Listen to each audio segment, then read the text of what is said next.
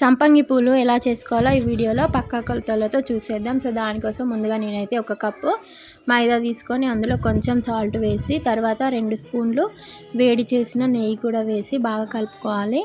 తర్వాత పిండిని చపాతీ ముద్ద కంటే కొంచెం గట్టిగా కలుపుకొని పక్కన పెట్టేసుకోవాలి. ఇప్పుడు చక్కెర పాకం కోసం 1 కప్పు మైదాకి 1 కప్పు చక్కెర తీసుకొని ఒక హాఫ్ గ్లాస్ వాటర్ వేసుకొని మరిగించాలి.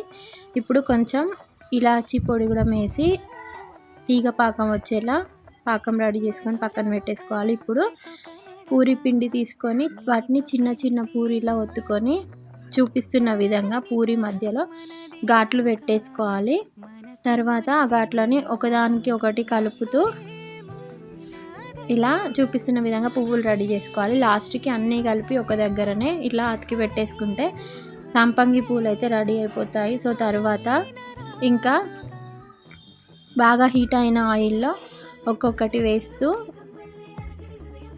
లైట్ గోల్డెన్ బ్రౌన్ కలర్ వచ్చేలా కాల్చుకోవాలి. ఈ ప్రాసెస్ మొత్తం సిమ్లో గ్యాస్ పెట్టేసి చేయాలి. అప్పుడే లోపల వరకు కుక్ అవుతాయి. సో తర్వాత వాటిని తీసేసి పక్కన పెట్టేసుకొని ఇందాక మనం ప్రిపేర్ చేసుకున్న చక్కెర పాకంలో వేసి ఒక 5 మినిట్స్ అటు ఇటు కలుపుతూ ఉంటే వాటి లోపలికి పాకం వెళ్ళి టేస్ట్ అయితే చాలా బాగుంటుంది. సో అంతే, రెడీ అయిపోయాయి. చూస్తున్నారు కదా, ఎంతో ఈజీగా చేసుకునే సంపెంగ పూలు. మీరు కూడా ట్రై చేసి ఎలా వచ్చిందో కామెంట్ చేయండి. టేస్ట్ మాత్రం చాలా బాగుంది.